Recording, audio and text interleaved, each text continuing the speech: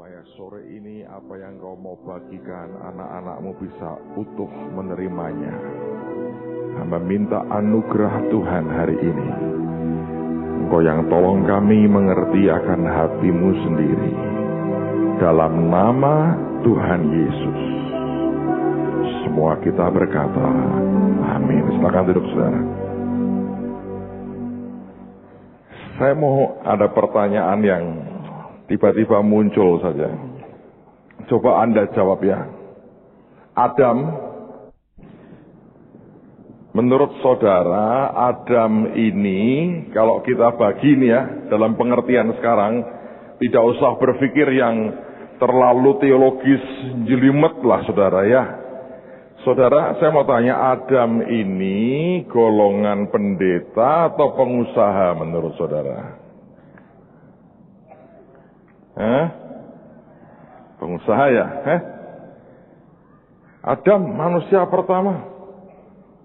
Adam ini pendeta atau pengusaha, saudara?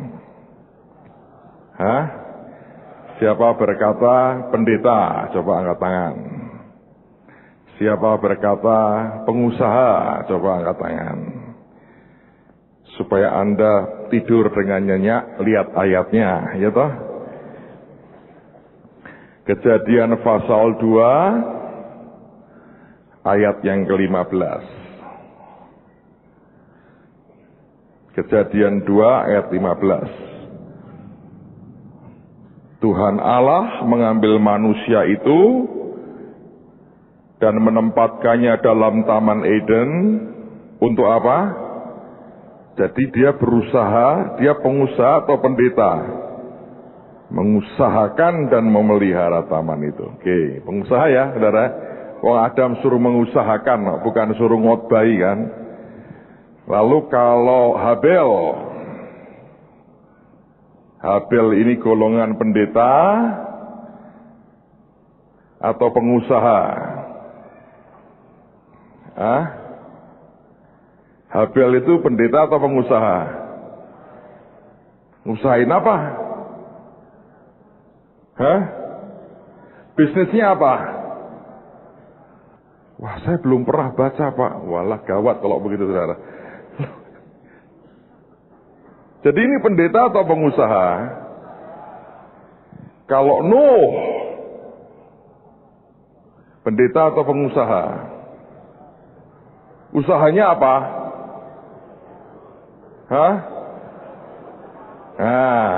Nanam anggur sampai mabuk. Soal mabuk urusan lain, itu kan kebiasaan berbeda. Tapi dia pengusaha. Kalau Abraham, pengusaha atau pendeta? Kalau Pak Alex Abraham memang pendeta, saudara. Tapi kalau Abraham, pendeta atau pengusaha menurut saudara? Kalau Ishak, yang ayatnya Anda paling suka itu loh. Dia makin kaya, kian kaya, bahkan sangat kaya. Ini pendeta. Ini pendeta atau pengusaha? Yakub. Yakub apa saudara? Kalau Yusuf. Kalau Yesus. Ada orang memberi saya ide, Yesus. Itu session berikut nanti, saudara. Tapi ini yang saya mau saudara merenungkan begini. Kalau kita membagi dua ini secara profesi ya, saudara pasti akan menjumpai bahwa golongan terbesar saudara akan kelompokkan dalam kelompok seperti ini. Kalau kita bilang Paulus, separuh-separuh. Dia juga punya bisnis buat kemah. Tapi sebenarnya kalau kita mau lihat, dengar, Bapak di surga pendeta atau pengusaha?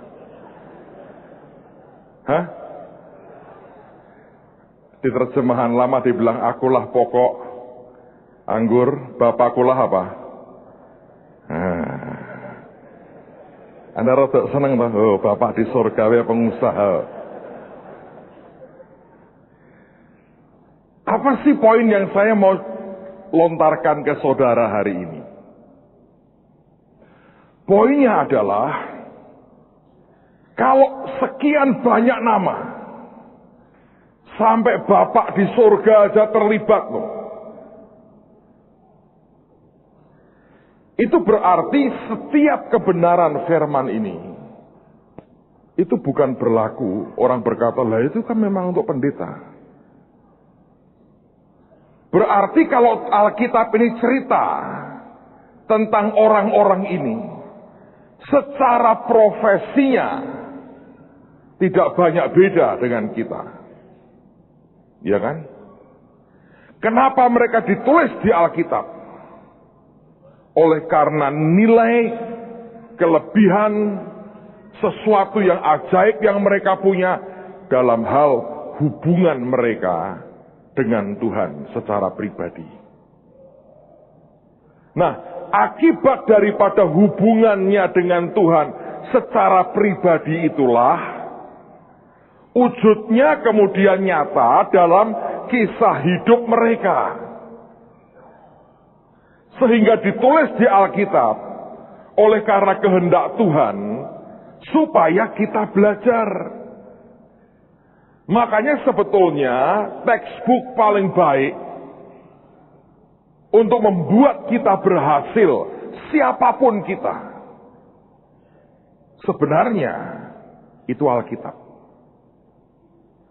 Kalau ada orang mau belajar firman, maka seharusnya orang-orang yang mengaku dirinya adalah kaum profesi dan pengusaha, itulah yang pertama-tama mesti belajar Alkitab.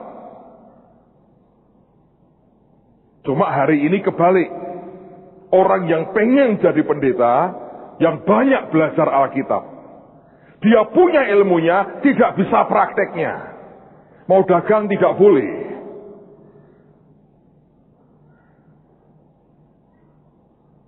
Mau berbuat ini, berbuat itu, orang berkata, pendeta kok begitu?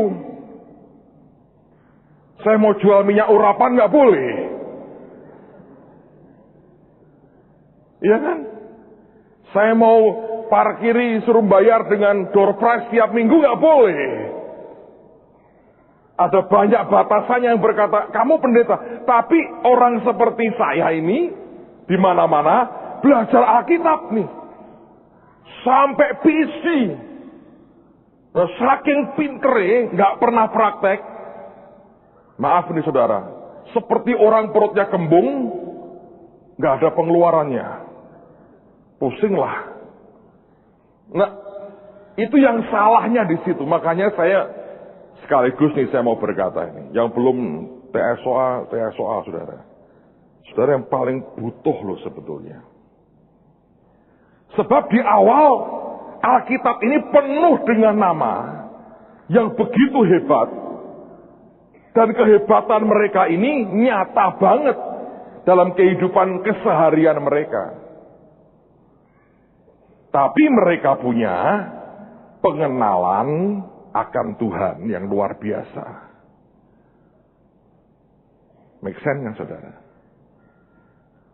Makanya Yesus ini apa Yesus ini? Saya mau tanya, ayo sekarang kita jawab aja lah. Pendeta atau pengusaha? Berani bilang pengusaha? Berani. Dia ngasih perumpamaan talenta. Judulnya The Story About Investment. Diberi 5, diberi 2, diberi 1. Dia menggambarkan dirinya sebagai apa? Pengusaha. Dia pergi, lu jalanin duit gua. Dia balik, cari bunga nggak? Saudara bayar bunga nggak sama Tuhan dalam hidupmu? Oh saya berbunga Pak, anak saya 5. Oke, itu satu bagian. Wah cuan ini ya, kayak kawin wong loro dadi 5 cuan. Oke.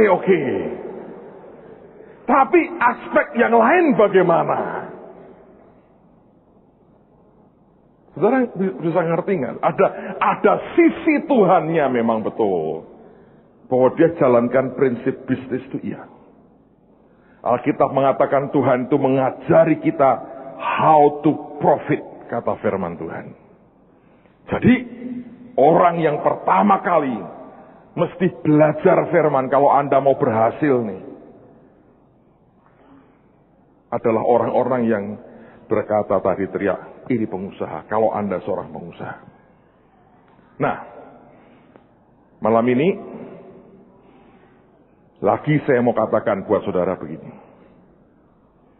Saya menangkap tahun ini ada sesuatu yang aneh. Dan buat saya lihat kota ini aneh banget.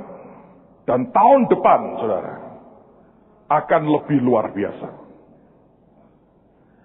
Saya beberapa waktu yang lalu, saya kaget baca di koran. Saya pikir nggak salah baca ini, taksi Bluebird masuk Semarang. Buat saya secara manusia nih ya, nggak masuk akal nih. Harusnya ini, bajai Jakarta menyerbu Semarang. Harusnya begitu tuh. Iya tuh. Asal jangan busway. Busway habislah saudara. Saya berkata, kenapa nggak ke Surabaya? Kenapa nggak ke Medan? Kenapa nggak ke Bandung? Saya yakin ada orang-orang yang punya, tanda petik ini, knowledge tertentu yang melebihi knowledge-nya orang Semarang tentang keadaannya. Dan dia melihat itu dan dia berkata, gua mau ambil tuh. Dan dari segala macam cerita beberapa teman tentang investasi besar yang akan dibuat, saya mulai membaca sesuatu yang cukup aneh. Dalam 2 minggu ini, 2 kali hari Minggu, saya kan cerita dengan saudara. Yang rada aneh lagi adalah yang kita sedang dibawa Tuhan ke sana. Gak ada hujan, gak ada angin lah. Saya lagi ngobrol dengan teman saya. Dia bilang, Pak, saya lagi ngerjain tambang. Terus terang dia bilang tambang batu bara sih di Kalimantan. Dan dia berkata, saya kerja kecil-kecilan, Pak. Cuma ambil 100 hektar katanya. Saya bilang 100 kok kecil loh. Saya kalau kerjain perkebunan saya jutaan hektar. Dia yang di luar pulau itu, dia kalau datengin alat berat, saudara, itu kontraktor untuk membuka lahannya itu dari luar negeri. Kontraktor kita nggak bisa membawa alat berat turun di tengah hutan. Sebab harus pakai helikopter tertentu. Kalau helikopter biasa, runtuh sama-sama. Jadi itu dengan kekuatan yang gede, itu hanya bisa orang luar yang punya. Tidak ada orang sini yang punya. Dan dia butuh sekian ratus ribu kakak. Dia pengen lagi mau mindahin sekian ratus ribu kakak ke pulau itu. Untuk perkebunannya. Saudara, saya minta Anda belajar begini, saudara. Di luar kita ini ya, orang-orang dengan cara mikir yang sangat gede, yang tidak kepikir kita, sedang kerja setiap hari. Nah, seringkali orang kita ini, orang Semarang ini hanya lihat dalam skop sangat kecil di sekitarnya. Dan itu sebuah kerugian. Nah, dia bilang, saya kerja cuman kecil-kecilan. Dan dia bilang, modal saya cuma 7 miliar kok, Pak. Murah katanya. Murah ya 7 miliar ya. Ya buat dia lah. Buat kita bisa makan nasi liwet tuh saudara tuh. Sampai keturunan ke-7 tidak habis tuh. Ya kan?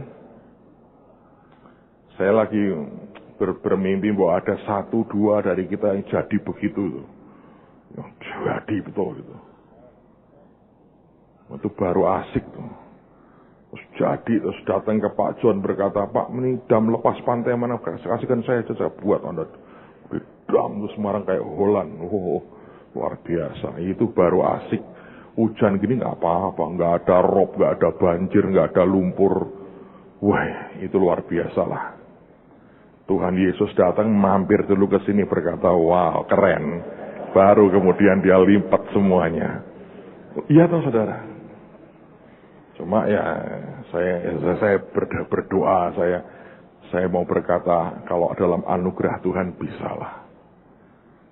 Tetapi mesti orang yang punya kekuatan tertentu untuk naik. Aneh dia berkata pada saya, Pak, 30% saya berikan Bapak. Pokoknya sepertiga buat Bapak, sepertiga buat Mahanaim, sepertiga buat teman-teman di Jawa Timur. Itu satu loh saudara. Belum yang lain. Yang saya kemarin ceritanya. Itu jauh lebih besar dari ini. Jauh lebih besar dari ini. Kita ini nggak cari-cari saudara.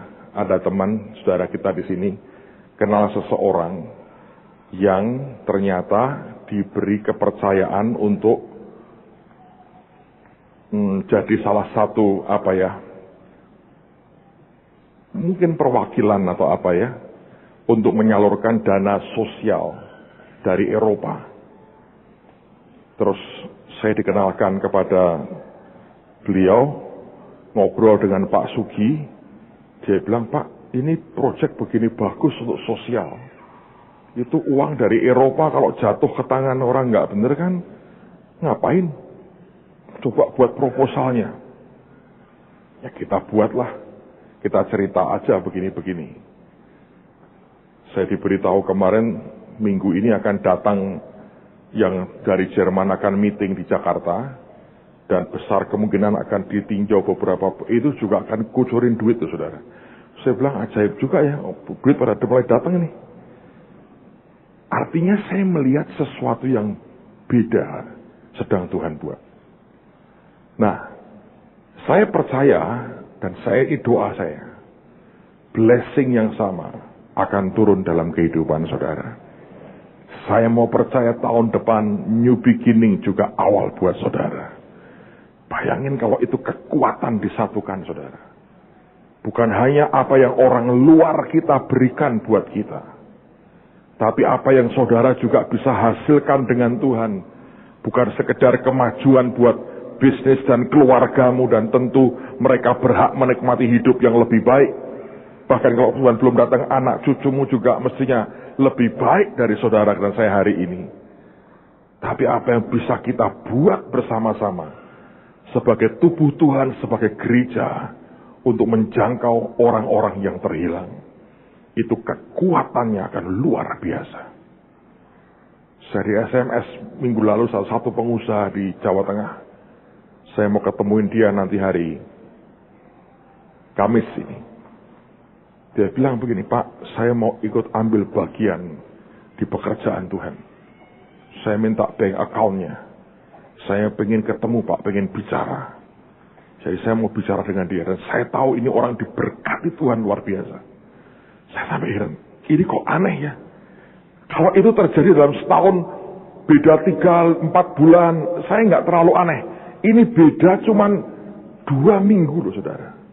Dalam 2 minggu, semua datang seperti antri.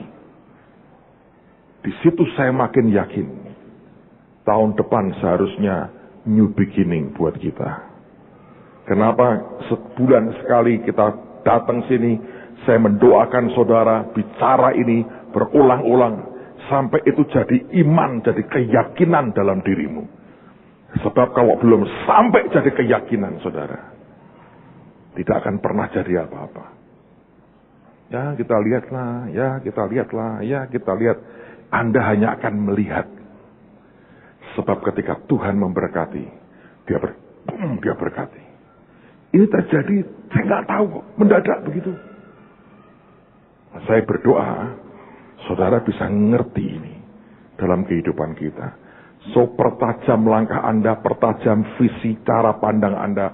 Jangan mudah didistrak oleh semua yang lain. Ini ada kekuatan Tuhan yang luar biasa. Sedang dia gerakkan di tengah-tengah kita. Dan saya percaya dengan semua korban Anda selama ini, saudara harus jadi orang pertama di kota ini yang diberkati Tuhan luar biasa. Amen, saudara. Saya yakin mesti begitu. Nggak mungkin. Yang nabur akan menuai. Itu doa saya. Sekarang saya akan baca beberapa ayat. Saya jelasin sedikit, lalu kita akan mulai berdoa. Lihat dalam Injil Yohanes. Yohanes pasal yang pertama, ayat yang ke-35, ke-36, dan ke-37. Yohanes pasal yang pertama, ayat 35, 36, dan 37. Alkitab berkata begini, pada keesokan harinya Yohanes berdiri di situ pula dengan 2 orang muridnya. Dan ketika ia melihat Yesus lewat, ia berkata, lihatlah anak domba Allah. Kedua murid itu mendengar apa yang dikatakannya. Itu lalu mereka pergi mengikuti Yesus. Saya mau bicara sesuatu yang sangat simpel sebetulnya.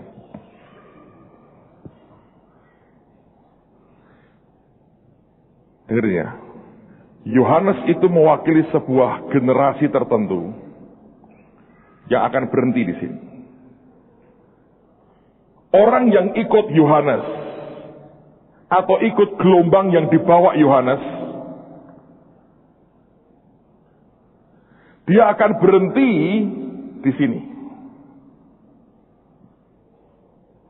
Tetapi hebatnya Yohanes adalah dia orang yang ngerti bahwa apa yang dia bawa itu bukan akhir dari segala-galanya. Sebelum dia mati, bahkan sebelum ditangkap, Yohanes melihat sesuatu muncul di sini. Dan ini gelombang yang kedua dibawa oleh Tuhan Yesus. Yohanes ini ngerti, kalau murid terbaiknya ikut dia akan berhenti di sini.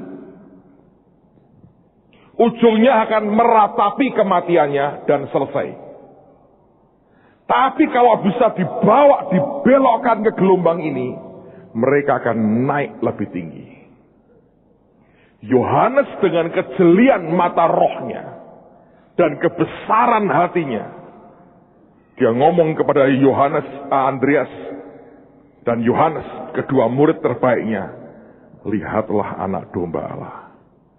Dia berkata, lo tinggalin aku, kamu ikut dia, lo ikut dia. Dan mereka lompat kemari, naik dengan Tuhan Yesus. Roh Tuhan itu kerja dengan gelombang-gelombang seperti ini. Yang kita harus tangkap seperti yang tadi saya katakan adalah membaca sebetulnya apa yang sedang terjadi.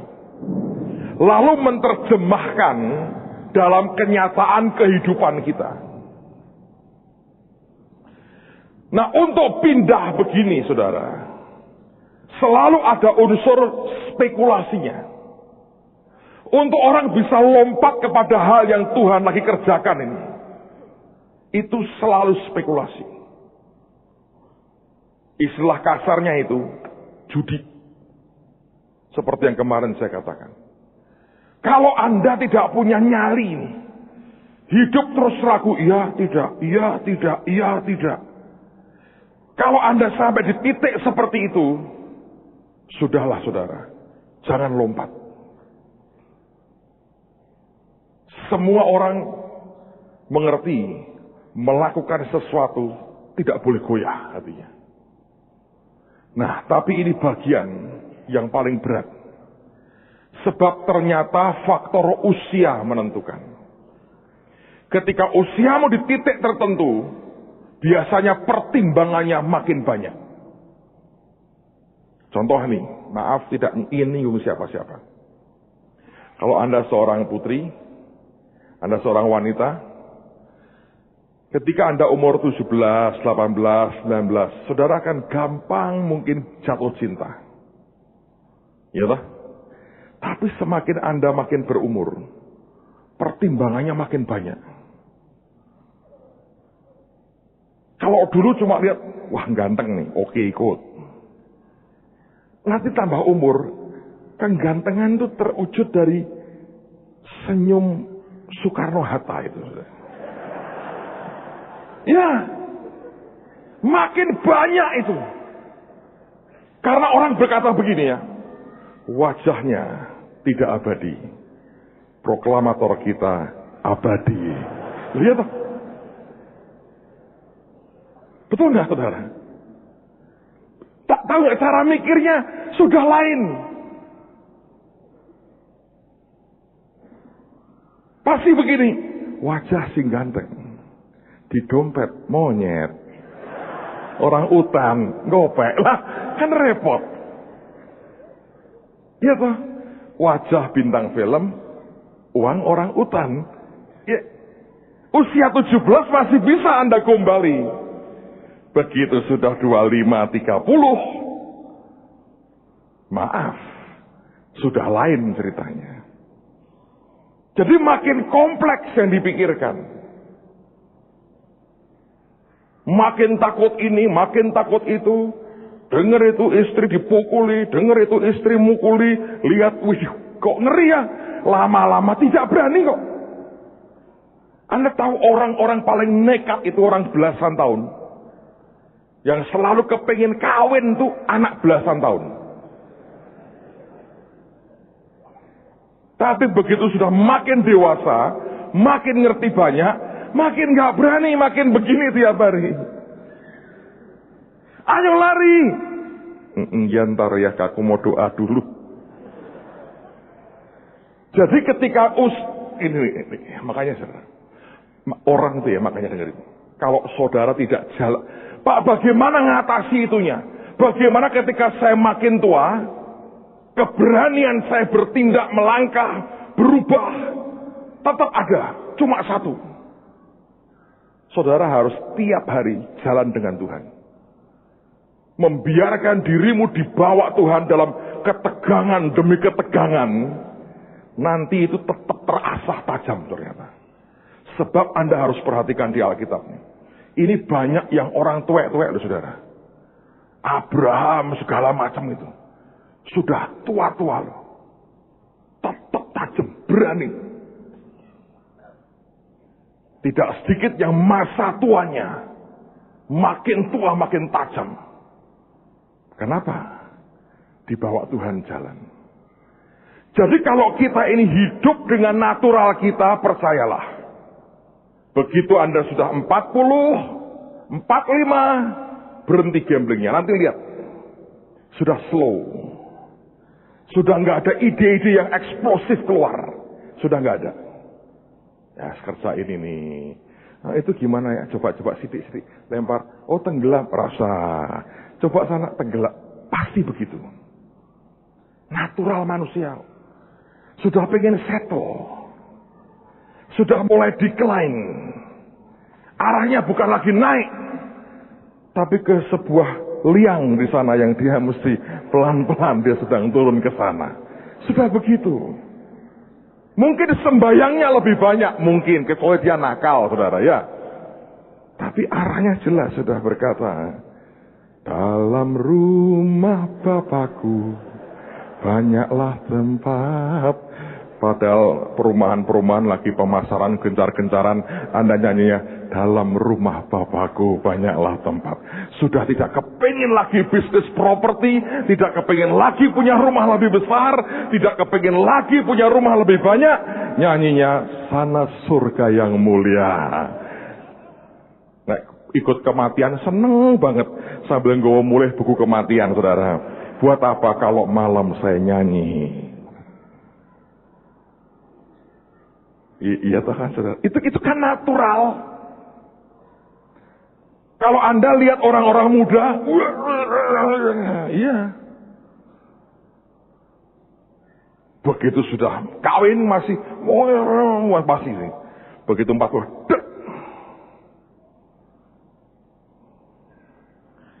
tak lama lagi Tuhanku datanglah. Waduh, lagunya saya itu Pak. Bawa saya masuk sana. Asik juga sebenarnya sih. Ya semua kita mau sih saudara. Tapi itu natural Anda dan saya itu begitu. Nah, tapi kenapa orang-orang tua-tua ini bisa beda? Selalu hanya ada satu. Kalau Anda jalan dengan Tuhan Yesus secara pribadi, dibawa siksak sama Tuhan hidupmu, nanti Anda akan berkata, makin tua dia makin jadi ini. Dulu muda tidak berani, tua tambah makin tua makin jadi. Bukan tua-tua keladi sih, tapi makin tua makin jadi. Makin tua tuh makin, kalau ketemu, dulu mainannya cuma kampung demi kampung. Sekarang sudah negara dia buat mainan. Dulu main cuma 10 juta, 20 juta. Dia mulai ngomong miliar ini sekarang. Gila. Terus mulai ngomong nyerempet triliun ini. Makin tua makin oke ini orang. Bagaimana kok bisa jalan dengan Tuhan? Sebab Anda tidak jalan dengan natural, saudara. Ya kan? Kalau Anda jalan dengan naturalmu, that's it, habis.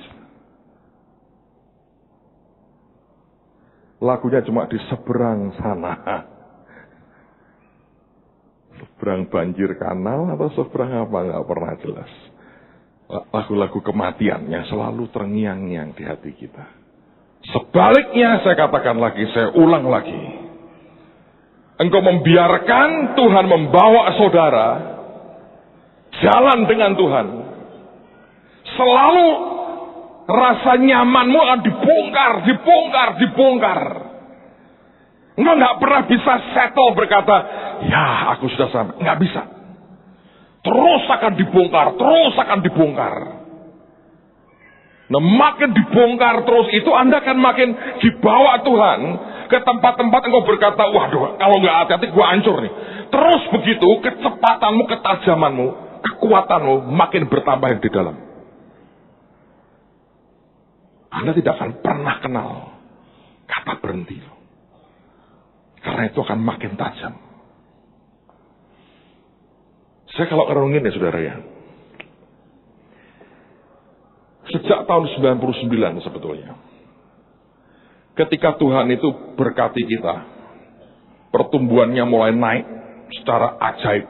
Beda, mulai jadi ribuan.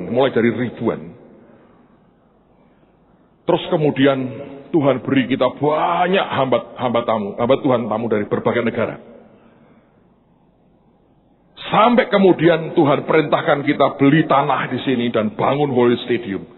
Tadinya saya sudah berpikir begini. Oh, hidupku ini bisa tak prediksi. Ini akan jadi mega church, gereja gede, yang mega yang gede. Lalu jemaat akan nambah. Banyak hamba Tuhan tamu. Lalu isinya orang-orang keren semua kalau minggu. Kebaktian begini, semua baik, tertata. Punya ini. Jalan dengan kacamata hitam dengan selaput emas dan berlian. Jalan, kira-kira begitu. Kira-kira saya berkata, kalau aku pikir akan begitulah. Tak predik hidupku begitu kira-kira. Mendadak dibelokin Tuhan, saudara. Dan sejujurnya saya shock sih. Karena dulu pertama kali, waktu Bill Wilson datang pertama kali, kita mulai menjangkau anak-anak pemulung. Nggak tahan lama. Mereka masuk di gereja yang di Permata itu. Semua panik. Pemulung masuk itu panik. Orang berkata, Victor gara-gara. Semua ngangkati barangnya, takut hilang. Dan tiba-tiba kita sadar ada kayak penolakan di hati kita. Jadi saya sering kali dulu berkata, ya itu bukan bagian kita lah. Itu bukan tugas kita lah. Tapi kalau Anda perhatikan tahun ini tuh beloknya kencang sekali. Tapi justru itu saudara, yang membuat kita sah punya tempat sebesar ini. Sebab kalau hanya dipakai seminggu sekali dan tidak penuh pula tempat ini, sebuah pemborosan dan menurut saya dosa besar sebetulnya. Tapi saya tidak pernah ngerti. Dan seringkali tidak pernah kita akan mengerti ke depan ini. Ini loh saudara. Ininya Tuhan itu mau ngapain. Dan setiap perubahan itu berat sebetulnya. Tapi secara teori semua orang tahu. Kalau Anda baca buku-buku yang motivasional itu, simbolnya begini, berubah atau punah. Itu aja. Tapi toh kita milih punah. Dengan berkata ini sudah enak, tracknya begini. Jangan cari perkara, kita sudah wow. Tapi sebetulnya kita lagi jangkau lapisan masyarakat yang kecil sekali. Dan semua yang ada sekarang, sentuhan ke hidup orang yang membutuhkan, tidak pernah akan kita lakukan. Akan jadi gereja yang eksklusif. Orang menghormati, orang segan sambil orang benci juga. Tidak punya hati untuk orang. Dan salah-salah kita jatuh dalam kesombongan. Tapi tidak punya hati seperti yang Tuhan punya. Berbelok arah seperti yang kita buat tahun ini. Sangat berisiko, saudara. Sangat berisiko. Tapi hari ini, saya tertawa sih. Saya berkata, dengan ini tahun depan, aku nikmati new beginning yang luar biasa. Semua yang saya ceritakan tadi, tidak akan terjadi loh saudara.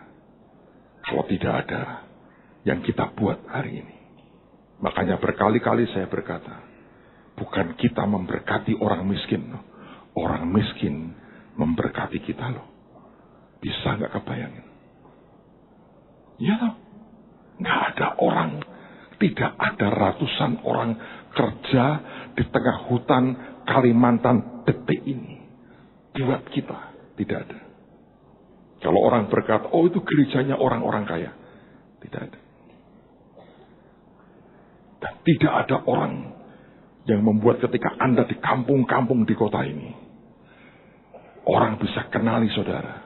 Dan orang grateful dan berterima kasih. Saya sudah ngomong dengan Pak Victor, Natal tanggal 25 Desember malam.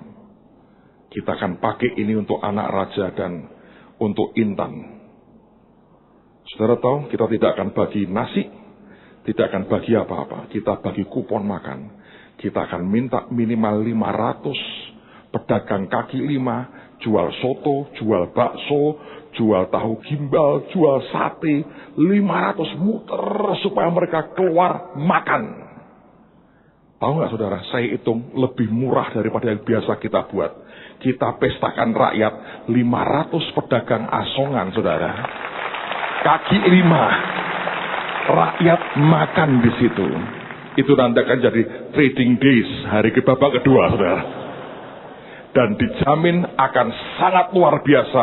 Anda kalah pengunjungnya dengan pedagang kaki lima. Saya pengen lihat rakyat makan. Dan ternyata itu kalau dihitung murah banget. Tapi Anda mengerti nggak itu? Itu dalam waktu singkat ratusan orang yang masuk keluar kampung diberkati. Di situ kita bisa bina mereka.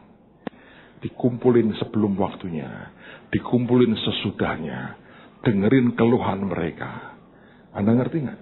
Dari kampung ke kampung, jual bakmi, kadang-kadang. Bakmi, yuk, sampun nunggu gereja, yuk. Nunggu gereja niku, yuk. Penginjil-penginjil kita jual soto, jual bakso.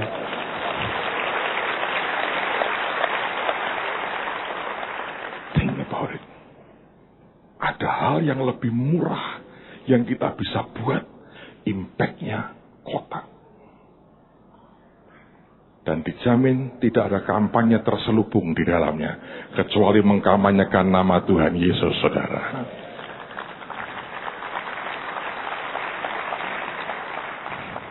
Itu loh saudara yang saya maksudkan.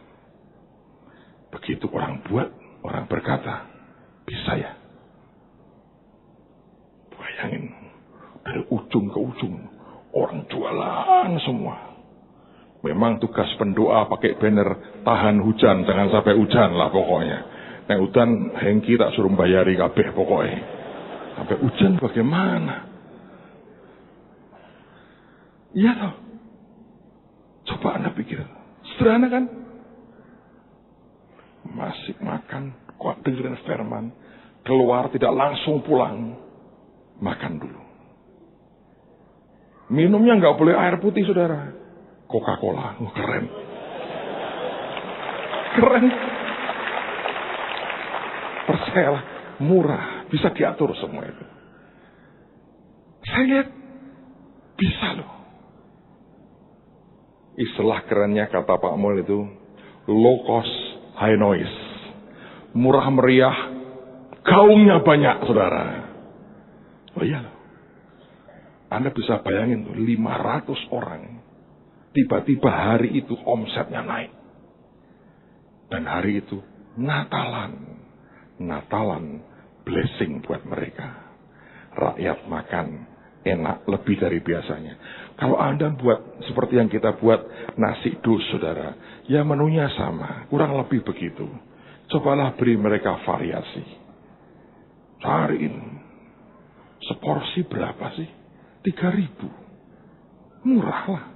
Satu orang nggak sampai 5.000. Nggak ada apa-apa lagi. Makan. Hari ulang tahun Tuhan Yesus. Makan, saudara. Luar biasa. Ya. Sederhana. Saudara tahu tapi impact-nya. Itu besar loh, saudara. Ini gereja atau perusahaan?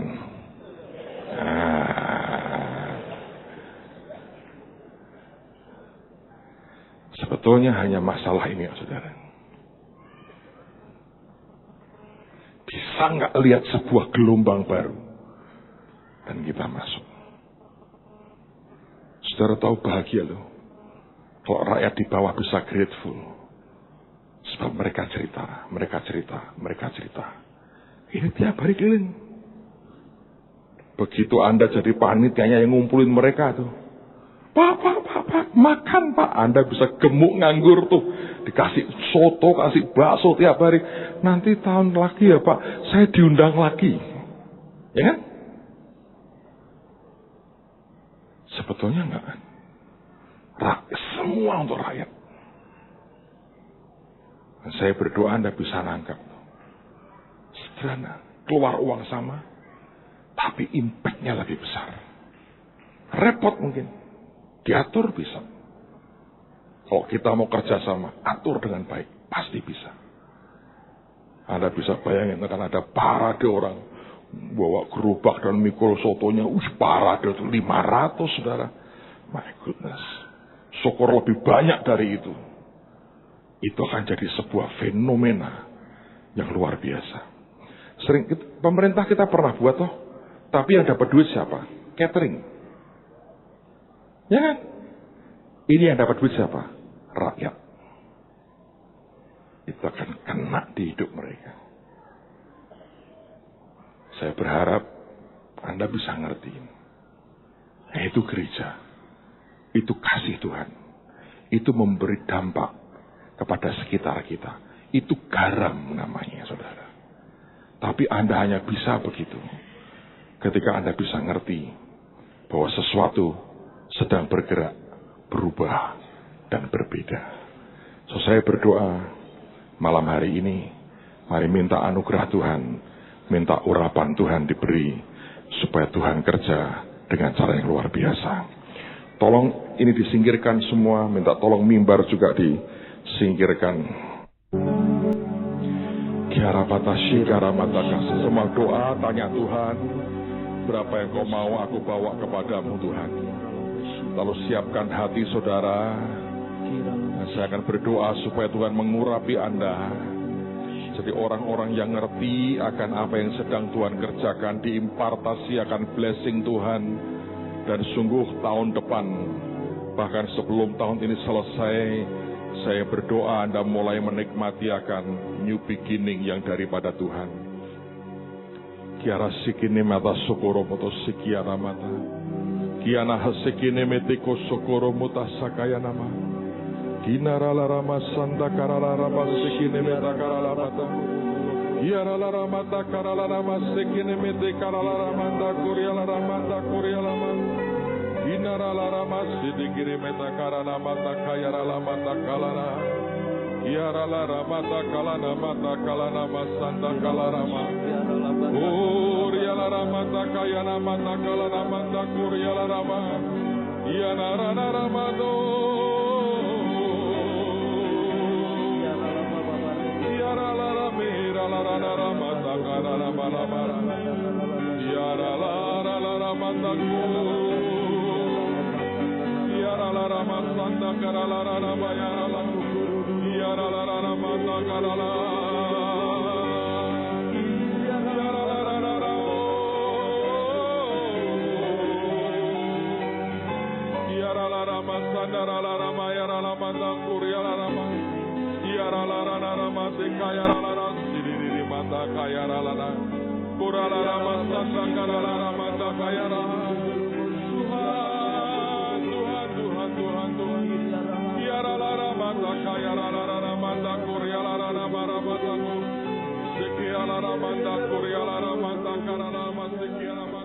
Puji Tuhan, selamat sore. Terima kasih untuk waktu dan kesempatan yang ada.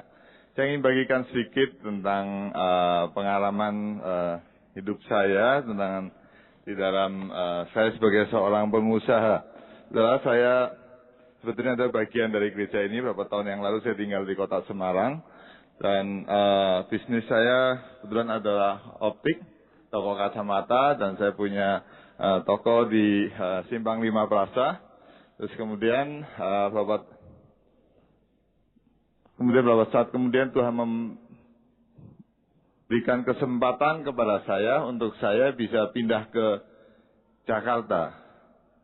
Pada waktu itu orang sedikit heran kenapa saya dari seorang toko yang biasa di sini bisa buka toko di Jakarta, dan kemudian saat ini saya bisa berkembang toko saya.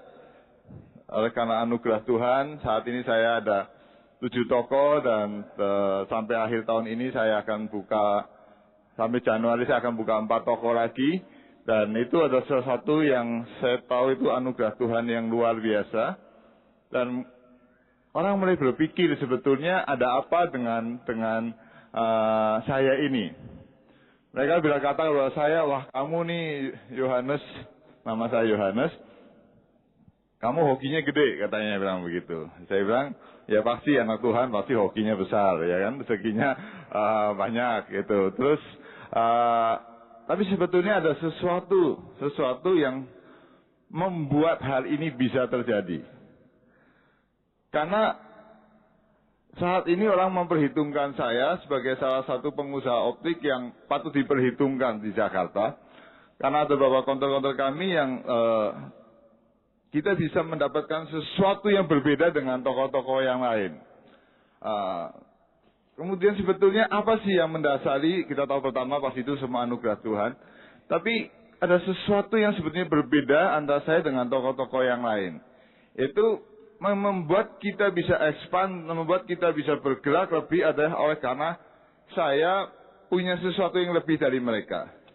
Itu saya bisa mendapatkan profit atau keuntungan yang lebih besar daripada umumnya orang yang berusaha dalam bidang yang sama. Saudara mungkin tahu, dan mungkin saudara mengalami kalau saudara seorang yang bisnismen, bahwa seringkali kita lihat kenapa ya pesaing kita itu bisa jual harga begitu murah. Dan mereka seringkali orang berkata, wah si A ini jualannya gila murah banget gitu.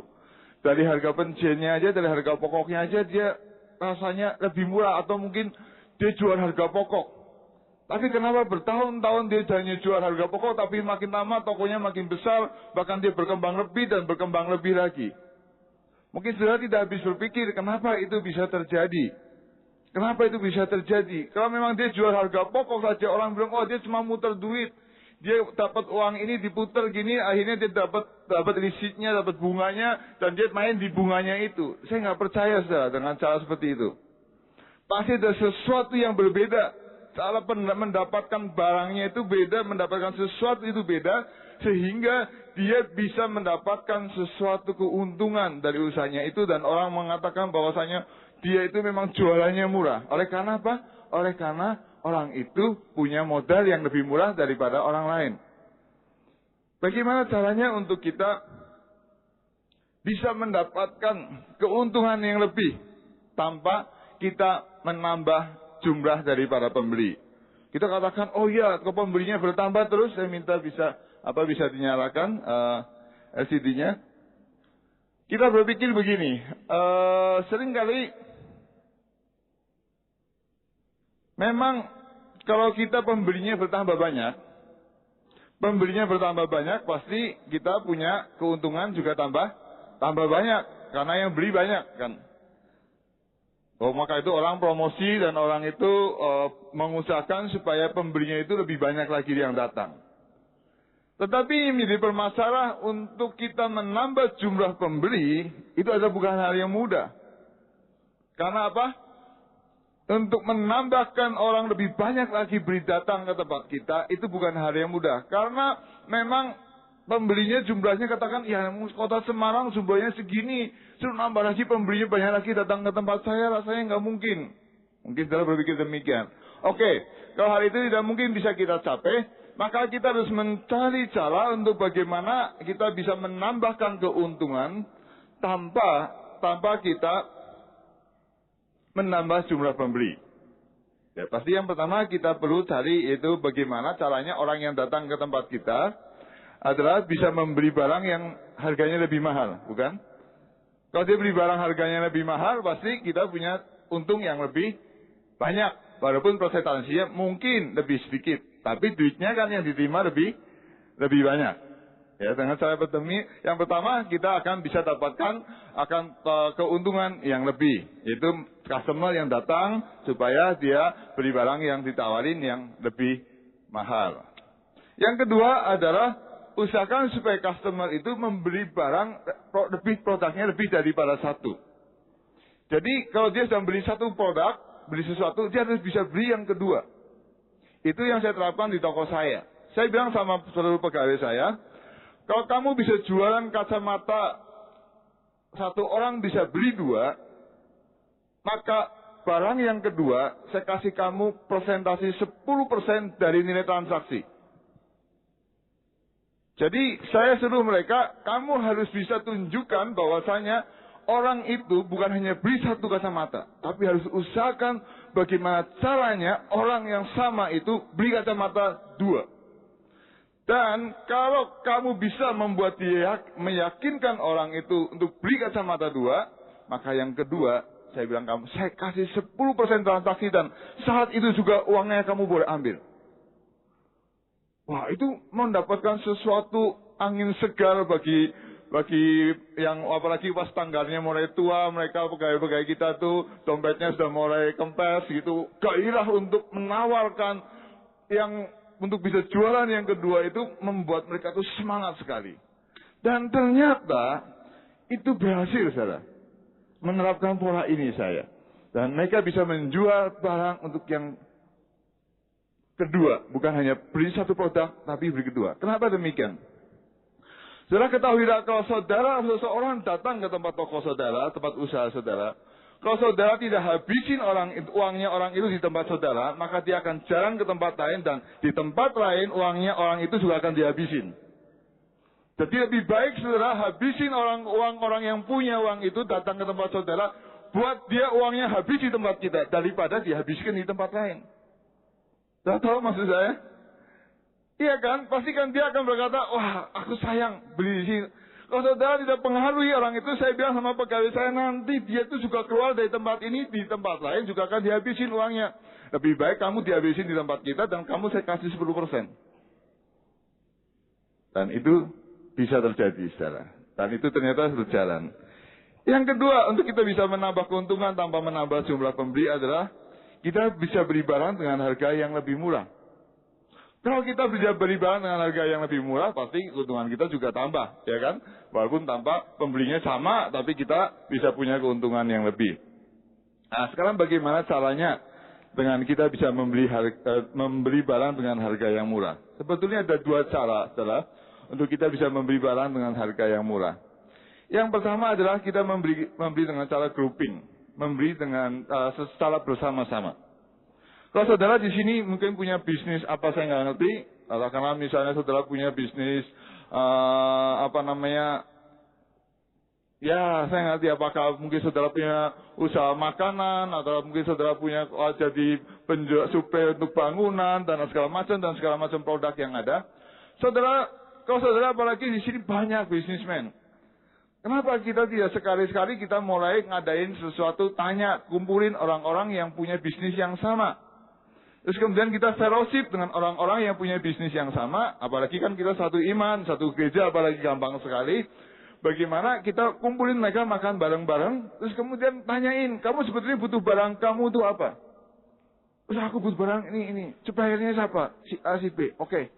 Kita kumpul bareng-bareng, kita kemudian apa? Runding. Oke, kita beli barang bareng-bareng atas dengan satu nama. Misalnya namanya si A. Terus kemudian kita beli barang dengan harga dengan jumlah yang sangat banyak.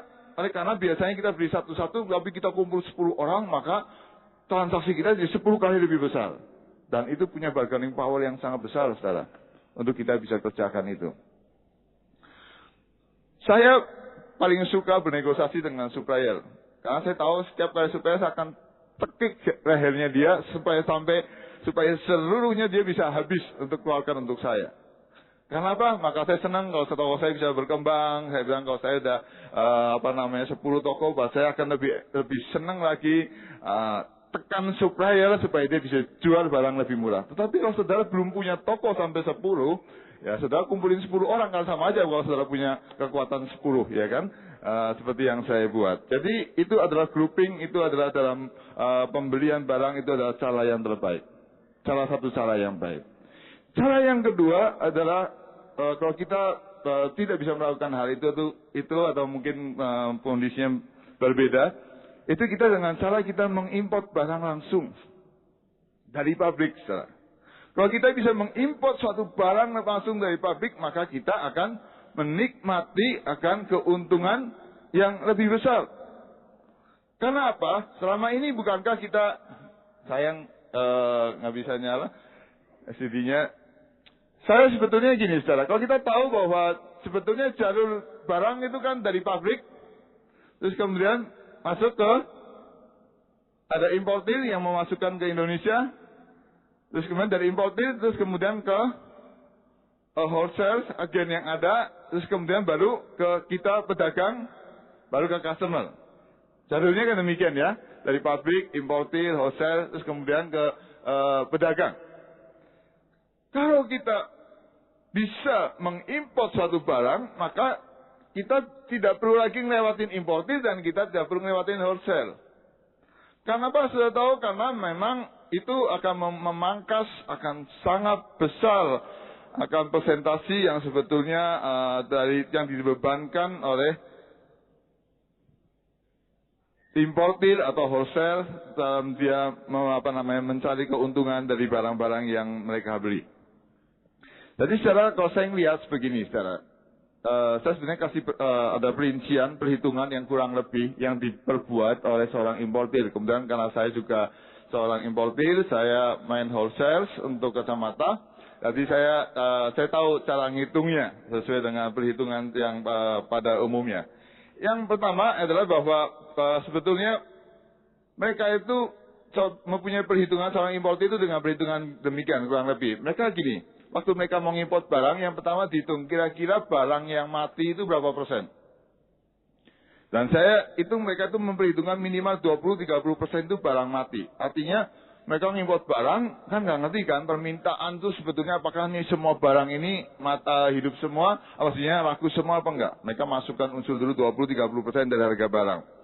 Ada lagi itu tentang biaya transport, ada tentang gaji, komisi sales, ada tenaga administrasi, ada biaya pengiriman dan lain-lainnya untuk dari importir atau dari wholesale ke pedagang. Dan itu sekitar saya hitung katakanlah 15%. Terus kemudian mereka punya resiko untuk tidak terbayar. Karena kita tahu kan kalau kita jual ke banyak orang kan pasti nggak semua terbayar semuanya. Ya, dihitung resikonya dong. Ya, dihitung 10% katakanlah gitu. Terus kemudian ada waktu lagi tenggang waktu. Pada saat dimana tenggang waktu adalah saat dimana kita mulai mengimport barang sampai kepada bayar kepada pabrik, sampai kepada barang itu sampai di Indonesia, sampai kemudian kita kirim ke para pembeli dan kemudian ke para toko-toko yang ada, itu punya tenggang waktu sekian bulan. Saya itu katakanlah 3 bulan baru jadi duit atau 4 bulan jadi duit. Katakanlah itu 10% bunganya. Dan sudah tahu keuntungan dan ditambah lagi keuntungan daripada importir itu bisa sampai 50 sampai 70%. Saya pikir, loh kok besar sekali untungnya. Saya bilang, iya kalau untungnya nggak besar, nggak mungkin bisa importir itu bisa hidup secara. Karena faktor-faktor yang demikian. Oke, karena waktu nanti pertanyaan disimpan, ya. Waktunya ini nanti sebentar lagi Pak Agung akan menyampaikan beberapa yang jelas. Usulan Anda kami terima dan sebentar lagi doakan. Kita akan berusaha untuk pengusaha-pengusaha ini punya satu wadah yang dimana Anda tidak perlu susah payah cari Pak Yohanes. Cari saya saja. Oke? Dan kalau saudara butuh barang atau apapun yang untuk diimpor, itu bisa hubungi kami. Ya, oke? Terima kasih Pak Yohanes. Tepuk tangan.